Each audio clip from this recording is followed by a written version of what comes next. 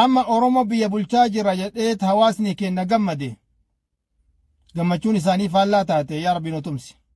Hawaasni keenya ka amma akka miidhamaa jiru godina Shawaa Kaabaa Aanaa Darraa keessatti, Wallagga keessatti, Walloo keessatti amma wanni nutti ulfaate jedhan waraana mootummaati kan nu fixaa jiru, ka shoophanu saamsisaa jiru, ka horii keenya saamsisaa jiru, ka gartee immoo faannoo gartee shanee qallabdan jedheetiniin lafarraa nu dhabamsiisaa nu baqachiisaa jiru jedhan. Bismillahirrahmanirrahim. Assalaamu alaykum wa rahmatullahi wa barakaatuh. yaa Rabbi hawaasa keenya nu tumsi. yaa Rabbi ka biyya keessa jiraniif ka biyya alaa jiraniillee yaa Rabbi nu tumsi. rakkinna isaanii hunda natu gaya jette alaysa Allahu bikaafin abda. rabbiin gaya hin taane gabricha isaati jette yaa Rabbi nu gahe gahaa nu ta'i yaa Rabbi. odoo nu qajeelle yansurkum Allahu falaa gaaliba lakum. ani isinii tumsinaan namni isin hin injifatu hin jiru jette. dhibeen biyya teenna akka dhibee kaansarii wallaalamte kun kaan aalata kun kaan aalata. ate immoo bakka hin beeyta yaa Rabbi nu tumsi.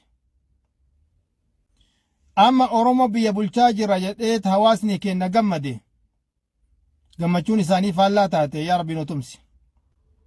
hawaasni keenya halaakamaa jira. sagaleeni amma na bira jirtu ka hawaasni biyyarraa iyyatu dhageeffadhee waliin gahuu dhabe. annama siyaasatii miti obboleeyyan kiyya. rabbi kadhannaaf male rabbi kadhannee waa jijjiirra. na'am rabbiin kenna tu'ti ilmulka man tashaa wa tanzi'u ilmulka mimman tashaa. itti kenneet safee tafriixee yoo inni akka fedhe nama godhe irraa fuudhee isa salphisa. kanaafuu jijjiiramni nu uumnu rabbi isaa kadhachu hawaasa keenya ka miidhamaa jiru.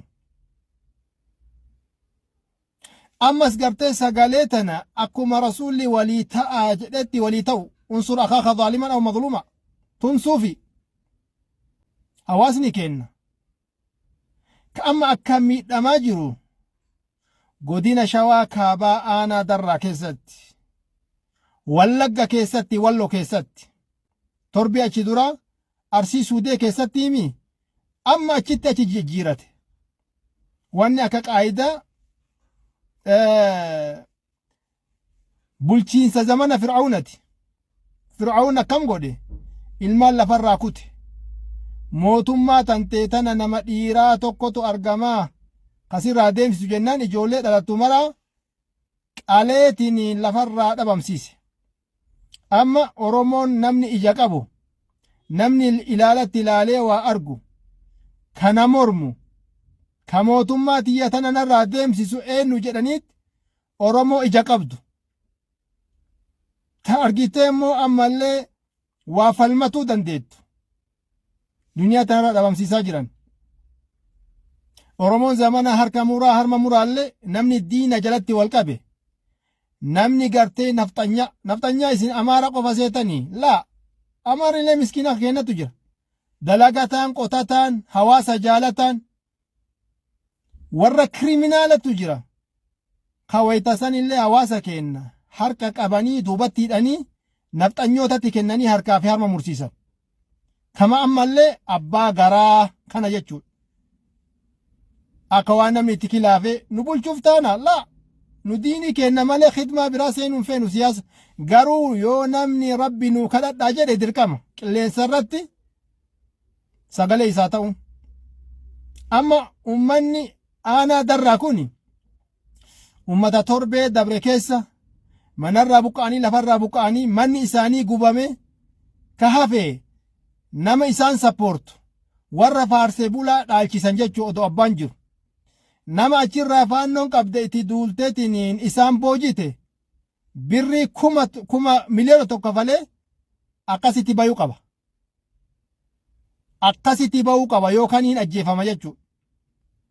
amma wanni nutti ulfaate jedhan waraana mootummaati kan nu fixaa jiru, ka shoophanu saamsisaa jiru, ka horii keenya saamsisaa jiru, ka gartee immoo faannoo gartee shanee qallabdan jedheetiniin lafarraa nu dhabamsiisaa nu baqachiisaa jiruu jedhan.